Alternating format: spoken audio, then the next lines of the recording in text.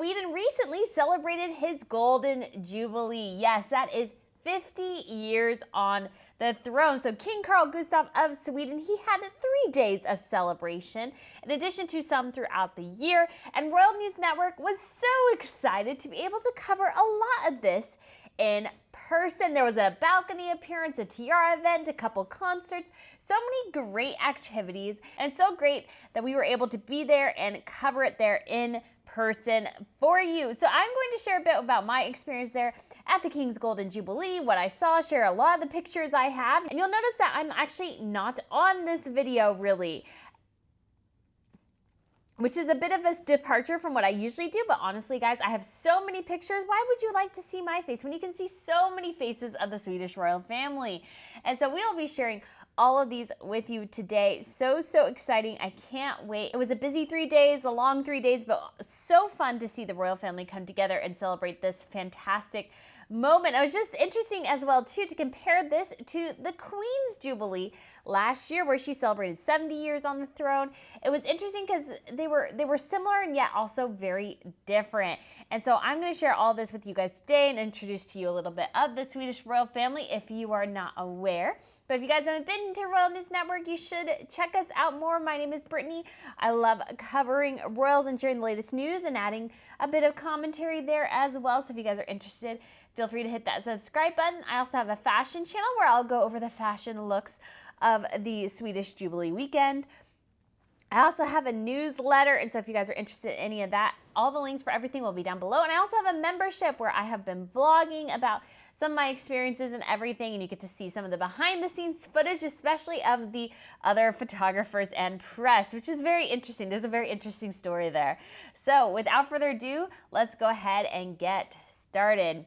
Okay, so the Swedish Jubilee is for King Carl Gustaf. He came to the throne on September 15th, 1973. Which ironically is the same day his son-in-law was born. He inherited the throne actually from his grandfather. Sadly and tragically, his father had passed away in a plane accident many decades ago. And so King Carl Gustaf came to the throne very young compared to many of his contemporaries. So you could also see echoes of Elizabeth in his life as well. And he eventually married Sofia, who now has become queen, and he actually married her a couple of years after becoming king. So this was kind of interesting because you don't have the situation where a lot of times we see that a royal marries and then they become king or queen. No, he actually married her as king. So she did not have this princess in waiting time. She immediately became queen, and they have 3 children. So their heir is Crown Princess Victoria.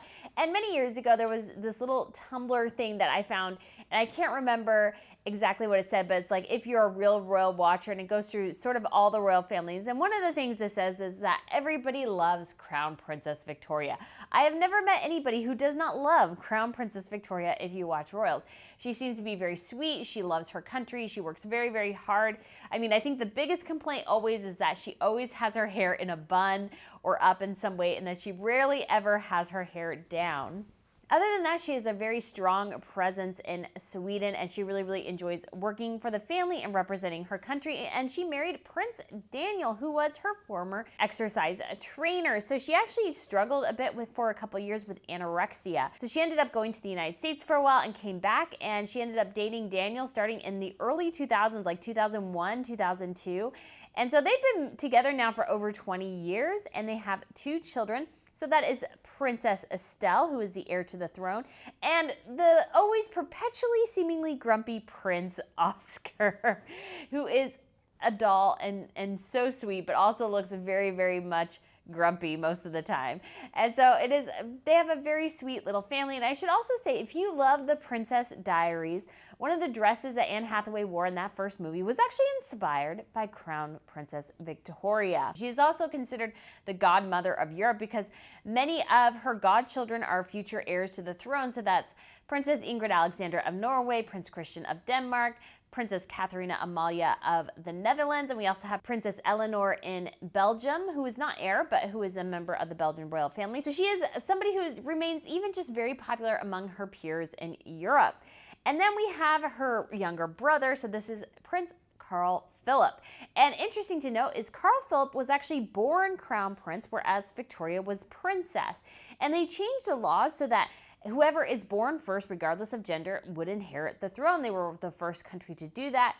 And what's interesting compared to a country like Norway is that they made it immediately retroactive. So even though Carl Gustaf had actually 4 older sisters, it ended up being that Prince Carl Philip was a couple months, and they switched the titles and made Victoria crown princess.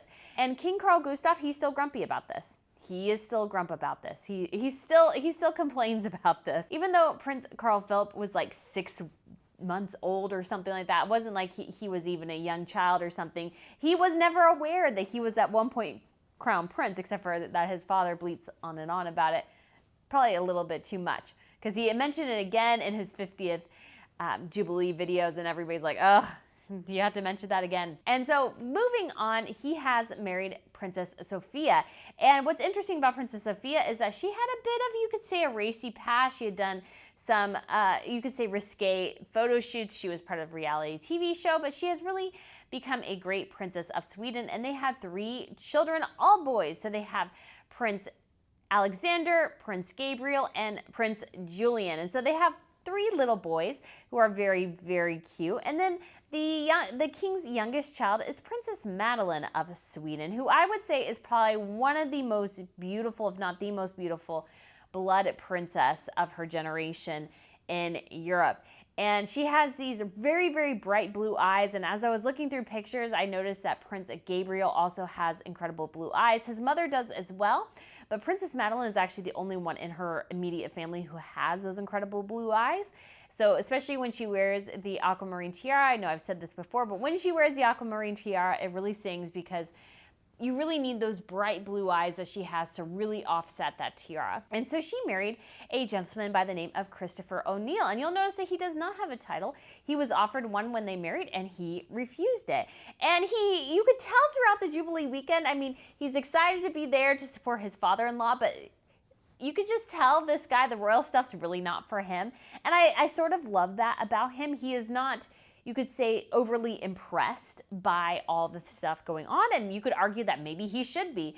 But he just really seems to be like, that's okay. I understand it.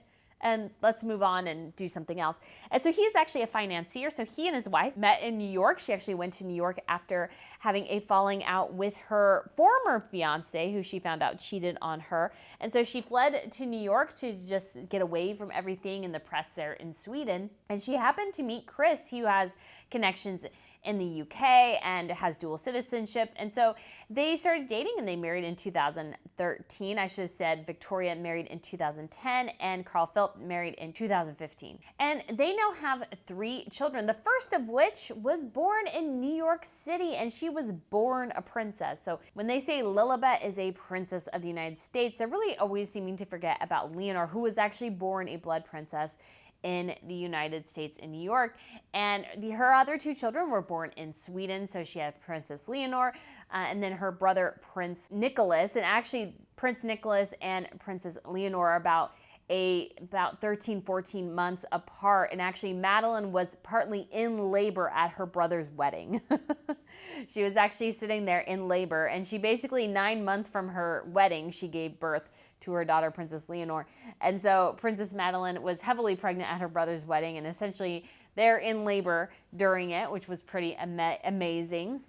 And then their final child is Princess Adrienne, and she is it's kind of interesting because Leonor and Nicholas look a lot alike, and Princess Adrienne, you just look at her and you go, wow, you just don't look anything like your siblings. I always find that dynamic very funny, because I feel like my sister and I don't look too much alike. And so I just find that very, very sweet. And so they live currently in Florida. They're planning to moving back to the UK probably in 2024. It was initially going to be later this year, this fall, but they decided to put it off for a year. I'm not sure why. And so that is the Swedish royal family, and the king also has 4 sisters, and so we saw at least one of them during the Jubilee, and that was Princess Christina.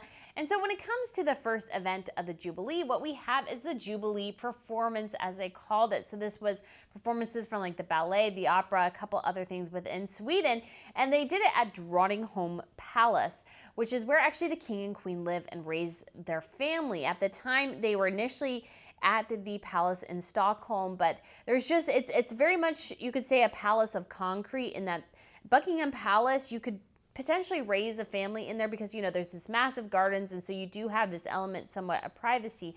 That's not really the case in the Swedish royal palace. When I was there, you could just tell it's just a place surrounded by concrete. You could have some grassy areas on the top of these two things that stick out. I don't know what you would call them from the building, like these halls or whatever that stick out from the building.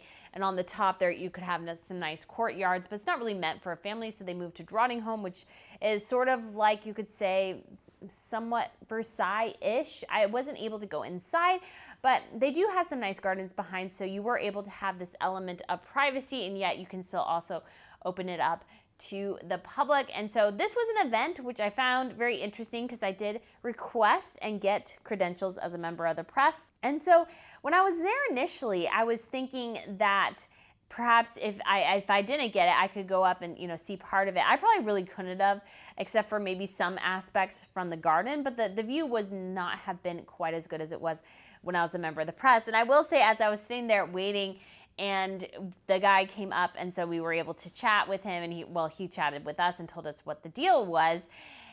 Somebody, as I was sitting there, somebody was like getting in a running position, and I'm like, oh my gosh, are we running? I'm in flats, I'm in a dress, I have hose on, so my feet are moving around in my shoes, and I'm just thinking, no, why are we running? Because you will find, as you do this, or at least as I do this, the more prominent you are within the pack of photographers, the better position you get. And so the earlier you can get there, the better position you can. I found this, was able to control this a bit at the Jubilee concert, which I'll go into. And so anyways, they let us into groups, and they brought us in group by group. And so they started with the Swedish press, and then more of the Scandinavian press, and then finally got to me. But I was not the last person called, and I was very thrilled about that, because I was like, nobody knows who I am, nobody knows what I'm doing, and this is a little odd, but hey, this is awesome. So you had to get checked through security with your camera gear and everything. And if you're like me, you tend to overpack. And I think I lost my lens cap for one of my cameras, so I'm a little bit bummed about that. Somehow I think I lost it. So anyways, once we got over to the position where we were, I actually had a front row view. I was a little bit worried, but there was a little corner in the back. I hung out with a Getty photographer who was probably much better than me. And we waited for about an hour, I would say, an hour plus. And that wasn't too bad. I mean, I've waited 4, 5, 6, 7, 8 hours, I think, for royal events. So it was nice to not have to wait quite as long and to be guaranteed a good spot. But we also did get tiring a bit waiting. And we were watching the palace. We saw some of the arrivals. I got a long distance picture of Crown Princess Mary that I was able to see. And as we were waiting too, these guards started to come out and form this sort of procession line for the royals after all the guests had gone in. So we saw other guests come, they went and got their seats, and then the royal family, we were waiting for them. And because the Scandinavian royals, or the Nordic royals, as even the Swedes like to call them, are very, very close, just not only as friends, but familially. Most of them are cousins, second cousins, those sorts of things. And so the Queen of Denmark and her sister, who was the Queen of Greece, and then we also had the King and Queen of Norway, also all came to this event, including the Queen of Denmark, her heir, Crown Prince Frederik, and his wife, Crown Princess Mary. So as we were waiting, we did see the King's sister, Princess Christina, come out and go in. We actually saw some of the in-laws. So we saw Christopher O'Neill's mother and Daniel's parents, and I believe Sofia's parents as well. So it's great to see this familial atmosphere come in, because yes, royals are close. They value family. You know, they're not all Harry and Meghan. So as everybody went in, we finally got the royal moment, and you're just waiting here for this. And I'm sure many of you will ask, why didn't I get video? Because I have a video channel. Well, actually, the thing I struggle most with is actually finding pictures and figuring out who controls them and everything, because I try to be very conscientious about that. And so owning my own pictures is a big, big thing, but there's a lot of challenges there. So when it comes to your camera, the higher end level cameras you go, and the better at trying to get pictures that you are, trying to get what picture you're supposed to get, is you do these things where you have a monopod. That's basically something there that helps support the weight of the camera. I kind of wish I had gotten a bigger lens or brought a bigger lens with me. I had a 70 to 200, which is a good mid-range. and you put it on the monopod. And what you do, because as they're walking, they're going, there's usually somebody in front of them because you have the guards and everything. You're actually, technically you're always trying to focus, because to get the best shots, you have to be in a manual mode. So that means you're constantly adjusting, trying to keep them in focus as they're walking. And does that sound complicated? Yes. Is it complicated? Yes. Did I succeed a couple times? Yes, I did. So when the royals came out, leading the charge was Queen Marguerite of Denmark and her sister Queen Anne-Marie of Greece. They are both widows now, and so they led the charge, followed by Crown Prince Frederick and Crown Princess Mary. And I was really excited because she wore the turquoise earrings that she wore to King Charles' coronation. And so followed by them was Princess Madeleine of Sweden and her husband, Christopher O'Neill. And she was wearing a Marchesa dress, and she had this really beautiful diamond flower ornament in her hair. If you don't know much about the Swedes beyond what I briefly introduced you to, the other thing I will say is that you should watch the Swedes, because I would say they have either the second or third best royal jewelry collection in Europe. Their collection is very impressive. I would say the Brits are obviously top notch. And then second and third, I think, is a battle between the Dutch and the Swedes.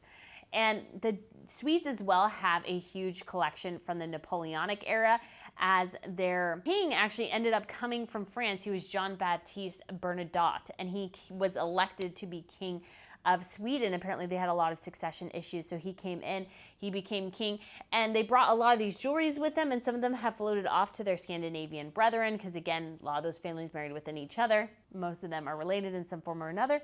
But either way, we have an incredible collection, and Madeleine was showing off one of those.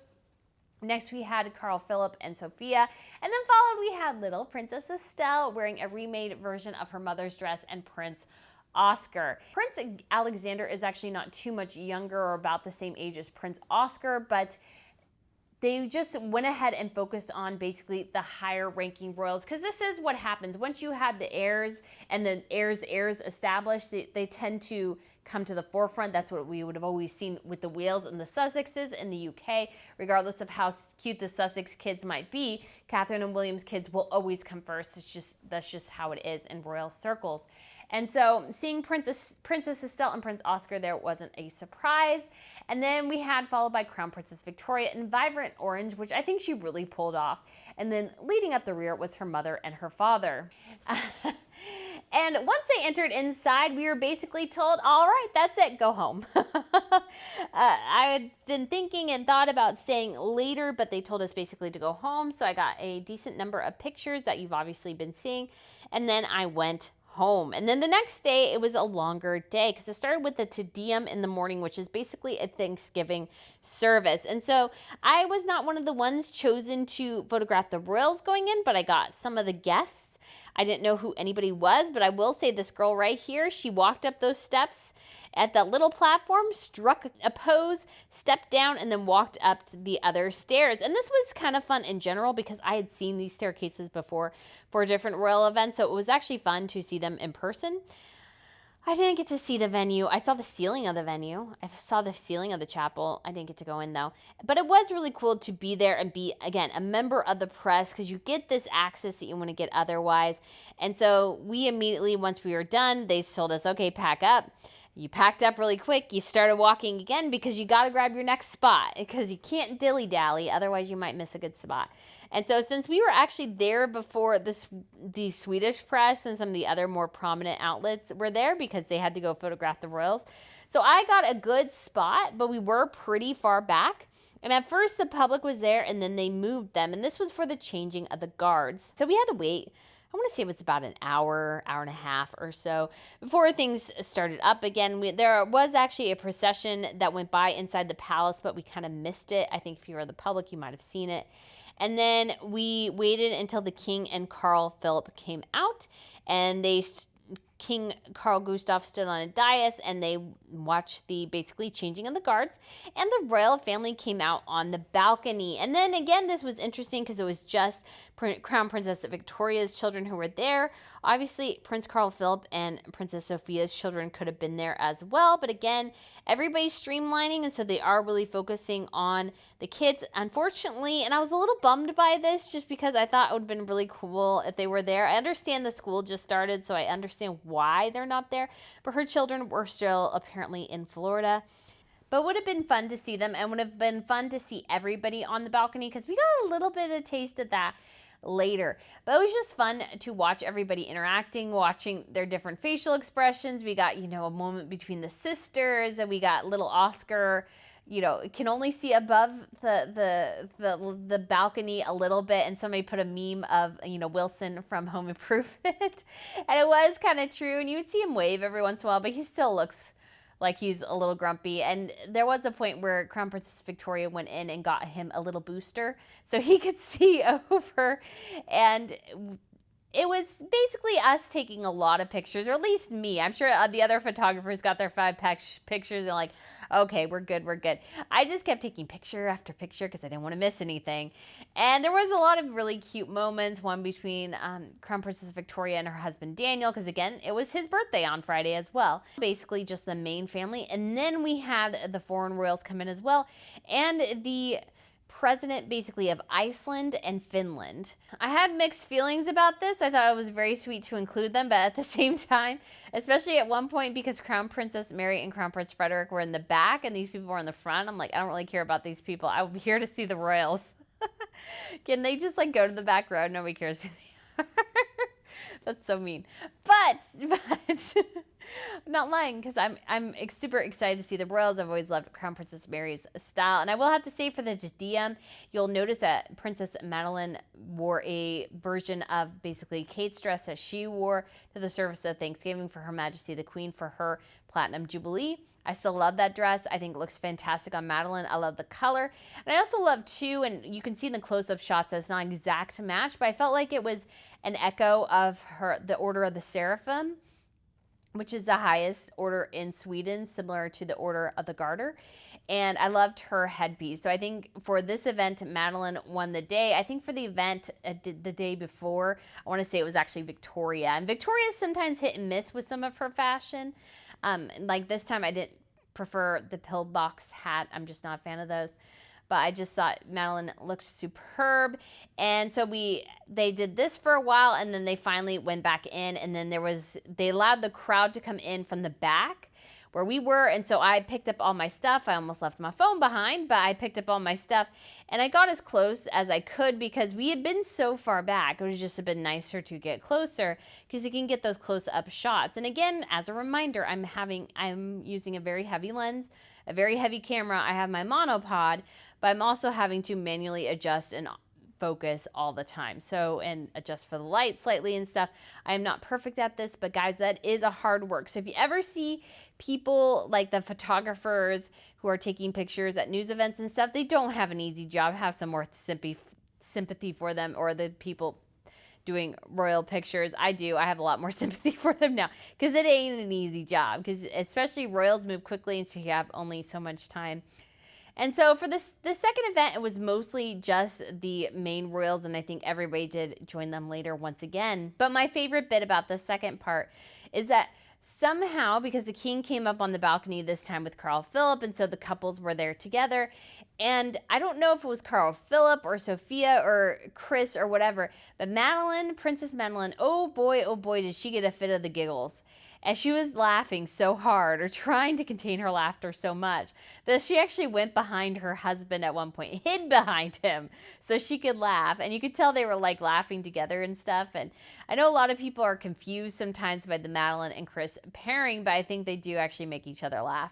And so she just had the ultimate fit of the giggles. And if you've ever had that before, where it's so dumb, but you just can't stop laughing. And the more you think about how ridiculous it is that you're laughing so hard, the more you laugh.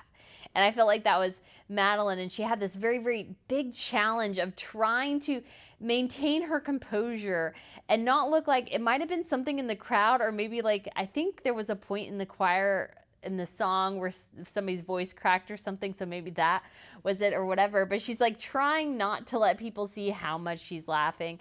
It's just really, really funny. So I just thought that was a great little bit. And they went back inside, and it was just a nice go, oh, we're done. And I was done, and I went back and I was looking through my pictures and so much, and I meant to get back to the harbor by this time, because actually the Norwegians and the Danes were actually in ships in the harbor, but I missed it because the Crown Princess Mary did come down and so did Queen Marguerite off the ship that belongs to the Danes, and because the evening was a tiara event. So I'm sort of bummed I missed it, but I'm not as bummed as I would be.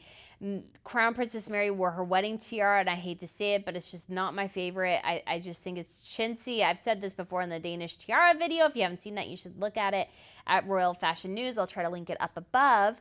And Queen Marguerite wore her pearl tiara, and so both of them are impressive, but if Mary had worn her ruby one, I would have been just so bummed to have missed seeing that in person. But thankfully, she did not, and it was an exciting moment for sure. I was trying to gauge it based on when they had the reporters meeting and stuff, and so they actually left before they had the reporters meeting for the event, which surprised me a little bit because sometimes we're there and, you know, we have to wait an hour or two when the royals are much further behind. So I just miscalculated the time, and literally as I was about to go down and try to catch it, I saw something come up on Twitter that they had already left, and I was like, darn. It would have been very cool, but at the same time, not as cool if the ruby tiara had been there.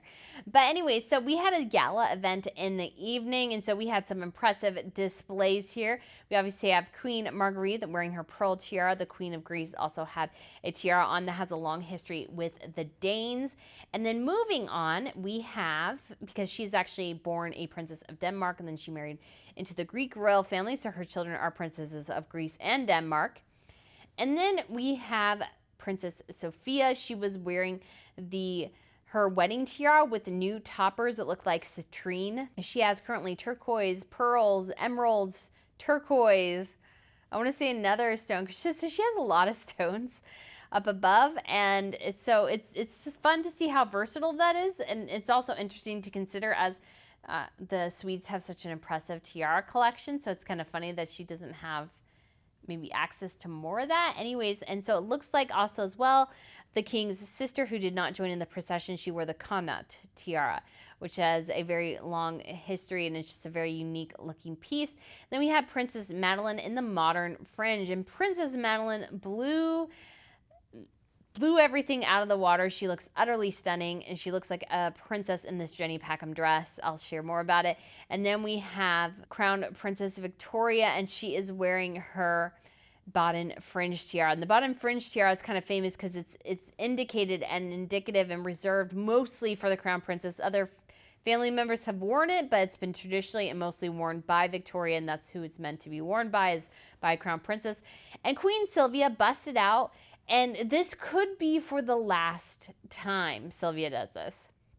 Victoria obviously would be the next to do so, but I imagine, given that Sylvia will be 80 this year, I would highly guess that this will be the last time we see this tiara, given its weight and its heftiness, and that is the Brazenga tiara, which is massive. It's the biggest in the Swedish collection. It has a history in Brazil, which is fitting as Sylvia is part Brazilian, and so it is very, very heavy, and it is very sort of unwieldy, and it's one she only brings out for special occasions and one that she doesn't let leave the country. I think she's taken it one time to Denmark, given just the connections between the family, and it was a sign of respect to Queen Marguerite. But it's not something that I imagine she'll wear much anymore, because I believe I've heard that it was something where she said just the weight of it was just becoming too much, because we all think tiaras are so pretty, but they're also very, very heavy. And the bigger they are, the heavier they tend to be. There's some exceptions to that depending on the design, but a lot of them are very heavy, and this is the heaviest within the Swedish collection. And so that was a wonderful night. And then we got to hear Crown Princess Victoria give a speech to her father. And my favorite moment was after it. I was watching it on Swedish television, recording it with my iPad. And I noticed at the end, the king was sitting there and he had his glass up and he was like leaning over, and you could say you could almost hear him going, Victoria, Victoria. And when he finally got her attention, he's, saluted, and he wouldn't drink until he was able to properly sort of thank her and do it together with his daughter and heir, which I thought was really, really cool and really, really sweet. We also saw, which was really cool, the King of Norway, the Queen of Denmark, and the King of Sweden all together. Again, they are very, very close. They've vacationed together. They just are incredibly tight group, and their children are as well, and their grandchildren, I believe, will be too. Okay, next. And this was, I would say for me, at least as a photographer, as somebody who's trying to get into this game, probably the funnest aspect was the Jubilee concert, because this was an opportunity where I was literally 20 feet away from the royal family for 2 hours. And it was awesome. I got some fantastic pictures. My favorite is this one of Crown Princess Victoria and Princess Estelle. I just think this is incredibly sweet. And I just got some really great pictures. And I will say, just as somebody who's trying to photograph things, not only to use in future content, but also just in general to have a record and everything, is that Crown Princess Victoria is really a dream to photograph because she's very expressive and she's very engaged and you could just feel it. And so I think that's a great thing, especially as a photographer, to have, because you just don't want somebody who's sitting there not really smiling, not really engaging, and just like a Mr. Little Oscar, who sort of just has this perpetual grump look on his face. So it was kind of funny at I believe it was the the changing of the guards. One of the Swedish photographers told me that he had this picture of Oscar looking like a grump, because he usually, looks like a grump. And he goes, apparently Oscar was in a mood that day because he didn't want to do anything at this engagement. It wasn't the Jubilee, but it was something else. He didn't want to do anything. And Crown Princess Victoria, they lasted 30 minutes and then she took him home. So it's kind of funny because I feel like Estelle is just so engaged in all this royal stuff, and Oscar is kind of like, I don't know. And again, it might be the boy versus girl thing. It might be the heir versus spare thing. I don't know. And it was also sweet, very sweet to see Victoria interacting with her children. And it was really cool too, because I appreciated this because I actually left my earphones in for the whole concert. It wasn't totally a conscious thing, but it did probably deaden the noise a bit because I don't like really loud noises.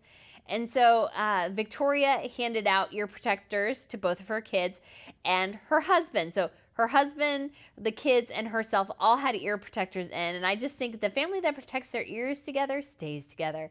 And it looked like they were offered as well. I caught this later when I was looking through my pictures. They were offered to Princess Madeleine and her husband, Christopher O'Neill. They declined, I believe they both did. And then it looks like both of the young Carl Philip's two older children, so Prince Alexander and Prince Gabriel, were also there. And so it started off with the royal family coming out, and I was so convinced that they were going to be on the balcony first up above the stage, because I realized there was a balcony there and there was like a little cross thing or crown thing, so I knew they were going to come there.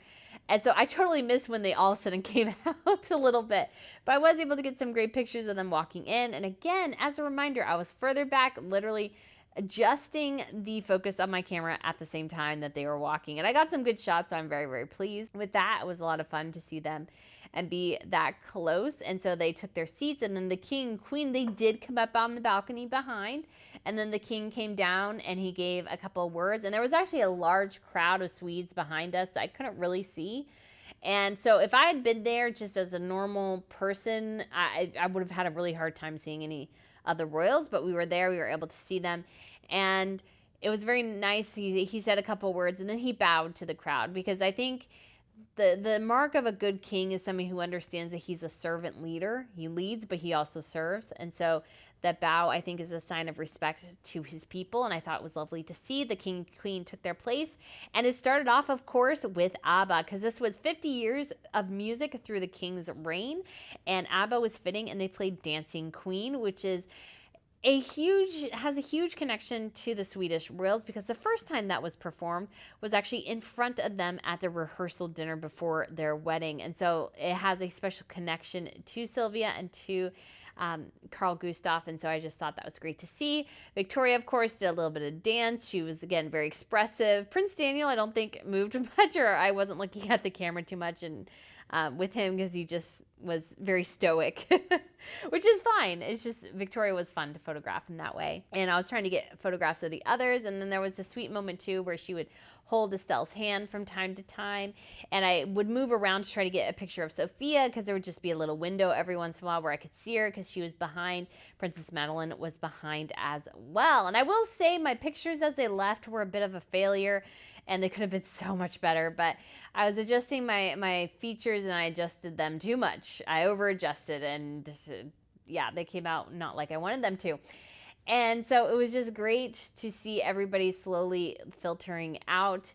And what was really cool is as they walked back up to the palace, basically they did another balcony appearance, and it was mostly the kids. We couldn't see too much of it. We were too close, but I'm sure the crowd was able to see it, and the whole family was up there, and the kids were just super, super stoked. And oh, I forgot to mention too, little Gabriel grabbed onto his mom's purse, and he was hanging out with that purse in the front, the pink purse, which is so cute.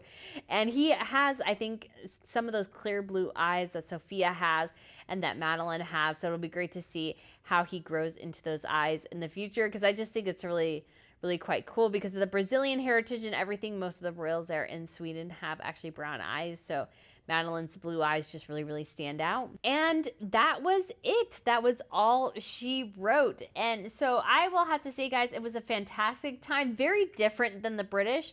Even though we had a huge crowd for the Jubilee concert, it didn't feel like that many people were there for the changing of the guards. It felt like it was a very small crowd, because I could look behind and I could see, you know, kind of larger open space. And when it came to the Jubilee, you know, we're crushed, and then we're all running down the Royal Mile and everything. And so it just was very different, a little bit more subdued, but I thought it was great. I would highly recommend, if you haven't been to Sweden before, to go.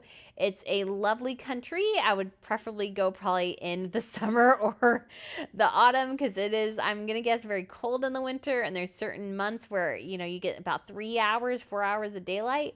I don't know quite how they do it. I think that would be just so weird to have like this one little corner at like 12 noon where you can get some sunlight and then you're back in darkness all the time. So I hope to experience it one day, because I'd love to go to the Nobels, but it was just very interesting to be there. I just really enjoyed it. I had a fantastic time. It is a beautiful, beautiful country, beautiful area. I didn't get to explore too much. I went to Old Town quite a bit, and I really enjoyed it, and I had some really fantastic food. Everywhere I went, the food was good, and I did try some traditional Swedish meatballs, and they were very good. So guys, that is it for the Jubilee coverage in Sweden. I hope you enjoyed it. Thanks for watching. I look forward to sharing with you soon, and I am actually currently in The Hague because they're having Prinsdag tomorrow. I'm pronouncing that wrong. I know I am. And so this is when the king reads a letter basically before Parliament, kind of opening the parliamentary session, and the royal family goes back to the palace where they go and do a balcony appearance. So I'm seeing another royal balcony. I know, so many royal balconies. And what's funny too, I feel kind of dumb because I realized I got the press credentials for that to be right in front of the palace, I think, for that final moment. But I realized later, after I got back, that he reads the speech in front of the theater, the Royal Theater, where I picked up my credentials, and I could have gone in maybe and gotten a picture of where he gives the speech. I don't know why I didn't do that. I just wasn't thinking, because I thought it was so weird, because I couldn't find the Royal Theater. When I tried to Google it, it kept trying to show me Amsterdam. And so, but anyways, I'm very excited for that, and that'll be Queen Maxima, and she'll be joined obviously by her husband, who's giving the speech, King Wilhelm Alexander, and then their 2 daughters this time. Last year, their daughter joined them for the first time, Catherine Amalia, their heir, and this time their second daughter, Princess Alexia, will also be joining them. And so that is a super exciting moment. I'll have to do a video coming up here, because I got some pictures of the royal kids who are kind of coming in and growing into the fold, how many new working royals we have, because we have a lot more working royals. We have at least 3 royals turning 18 this year: Alexia, Christian, and Leonor. And so Alexia's turned 18. We have 2 more. And so that is just something that's, I think, super exciting to see a new generation of royals come up. And hopefully that means some weddings in the future, because I want to do like a big royal wedding. Obviously the Brits, no, because the Brits are very stingy on their press credentials. That's why I had to go elsewhere. They're very stingy about it. It's the royal rota or nothing at all. So thank you guys so much for watching. I hope you enjoyed this. I appreciate you watching, because I know everybody loves to talk about Harry and Meghan, but I think talking about the other royals is great fun as well. So guys, thanks for watching. I look forward to seeing you again soon. Bye.